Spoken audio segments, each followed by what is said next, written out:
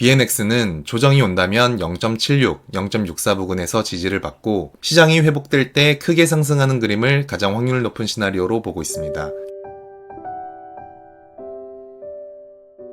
안녕하세요, 비트포레스트입니다. 오늘도 관점을 공유드리기 위해 영상을 준비했습니다. 먼저 지난 영상 복기부터 하고 갈게요. 일봉 마감이 99K를 돌파하지 못한다면 95.6K에서 지지받을 가능성을 말씀드렸고, 결과적으로 일봉이 99K를 돌파하지 못했고 이후에 일봉이 95.6K를 지켜주면서 현재는 96K 구간에 위치해 있습니다. 이번 주 비트코인 관점 말씀드리겠습니다.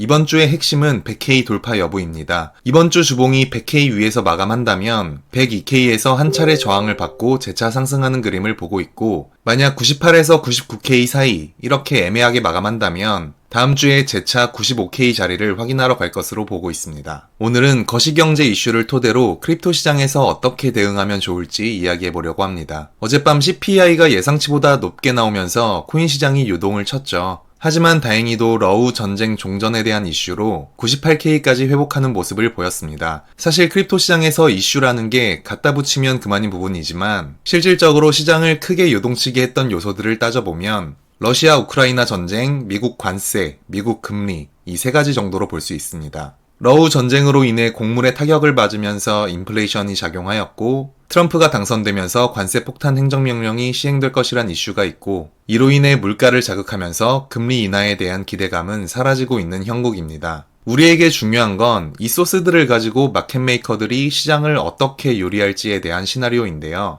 정말 중요하다고 생각하는 부분이기 때문에 끝까지 시청해 주시고, 본론에 앞서 구독과 좋아요, 알림 설정 한 번만 부탁드릴게요. 러시아 우크라이나 전쟁 뉴스는 최근의 크립토 시장에는 뚜렷한 영향을 주진 않았습니다. 쉽게 말해 CPI 발표처럼 단기적인 급등락을 유발하는 요소가 아니었죠. 하지만 어제는 달랐습니다. CPI와 파월 의장의 발언이 시장에 부정적인 영향을 줄 수 있었는데 오히려 전쟁 종전 뉴스가 이 요소들을 해소하는 역할을 했습니다. 여기서 중요한 건 앞으로 이 뉴스를 어떻게 활용할 것인가입니다. 단기적으로는 시장이 전쟁 뉴스에 어떻게 반응하는지 실시간으로 모니터링해야 하고, 장기적으로는 전쟁이 마무리되는 순간의 분위기가 크립토에 어떤 영향을 미칠지 예상해야 합니다. 전쟁 이슈를 활용하는 매매 전략도 고려할 수 있는데, 만약 어제처럼 전쟁 관련 이슈가 단기적으로 크립토 시장의 하락을 방어하는 역할을 한다면 하락장에서 과매도 구간이 매수 기회가 될 가능성이 있습니다. 반면 시장이 전쟁 종전 이슈를 크게 반영하지 않고 CPI나 금리 같은 매크로 요인에 집중한다면 기존의 거시경제 흐름을 우선적으로 봐야 합니다. 결론적으로 전쟁 종전 이슈 자체가 크립토 시장의 추세를 바꾸는 핵심 요인은 아니지만 특정 순간에는 마켓메이커가 분위기를 반전시키는 카드로 활용할 수 있다는 점을 기억하고 대응 전략을 세우는 것이 중요합니다.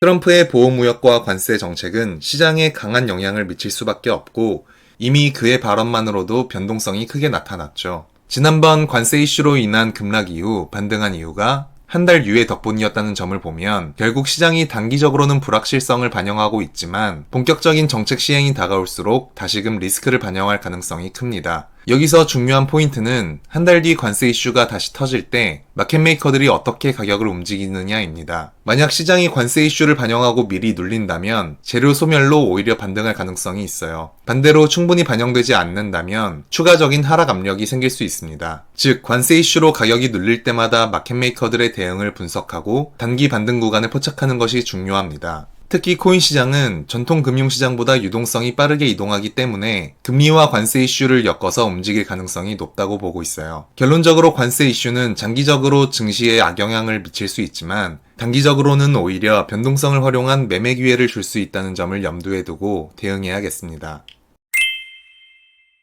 지금 시장에서 금리와 관련된 움직임을 보면 연준이 금리를 급하게 내리지 않겠다는 입장을 고수하고 있지만 트럼프 정부가 시작된 이상 금리 인상은 사실상 어렵다고 봅니다. 현재 CPI 이슈를 러시아 우크라이나 전쟁 이슈로 덮으며 시장을 안정시키려는 움직임도 중요한 포인트입니다. 이런 흐름에서 금리 이슈로 가격이 하락한다면 마켓메이커도 금리 인상이 어려운 환경임을 알고 있기 때문에 빠른 반등이 나올 가능성이 크고 역추세 매매가 유효할 수 있습니다. 관세 정책은 장기적인 영향을 미치겠지만 결국 시장은 금리 정책이 핵심 동력 중 하나로 작용할 거예요. 트럼프 정부가 시작된 이상 금리 인상 가능성이 낮기 때문에 금리 이슈로 가격을 뺀다면 오히려 매수 기회가 될 수 있다는 거죠. 이런 관점에서 현금 비중을 어느 정도 유지하면서 금리 이슈로 과매도가 발생할 때마다 분할 매수를 하는 것도 하나의 전략이 될 수 있습니다.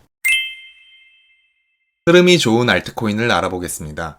지금 보시는 건 BNX 바이낸스 현물 차트입니다. 2023년 2월에 상장된 이후 고점 대비 1년 동안 97% 하락하며 거래량이 말라 있었는데요. 24년 3월에 거래량을 동반한 장대 양봉이 나왔고 저점 대비 4개월 동안 약 450% 이상 상승하면서 시장에 큰 관심을 받았습니다. 하지만 다시 고점 대비 92% 떨어졌죠. 11월 알트 상승장 때 몇백 프로씩 오르던 다른 코인들에 비해 상승폭이 미미했고 하락폭은 매우 컸습니다. 주목할 부분은 2월 8일 역사적인 거래량을 터뜨리면서 장대 양봉이 연출된 모습입니다. 이때의 거래량이 얼마나 컸냐면 전일 대비 50배에 달하는 거래량입니다. 거래량이 5배 이상만 나와도 마켓메이커들이 개입했다고 보는데 50배면 뭐 말 다 했죠. 이제 차트를 보면 BNX 차트 전체 구간에서 가장 강력한 저항선은 두 군데 있어요. 먼저 0.74는 가장 강한 저항선이었고 현재는 이 구간을 시원하게 돌파하였지만 상승폭이 가팔랐던 만큼 조정이 오게 된다면 다시 리테스트하러 내려올 수 있는 자리이기 때문에 이 부분을 지지해주는지 면밀히 관찰할 필요가 있습니다. 다음은 0.98인데요. 작년 7월 전고점 형성 당시에 지속적으로 지지받았던 구간이에요. 반대로 전고점에서 내려올 당시에는 어떤 저항도 없이 하락했기 때문에 이번에는 이 구간에서 흔들고 상승할 가능성을 보고 있습니다. 다음은 전고점에서 내려오는 하락 추세선을 볼게요. 지금의 상승 추세가 지속된다고 해도 해당 추세선에서 저항받을 가능성이 큽니다.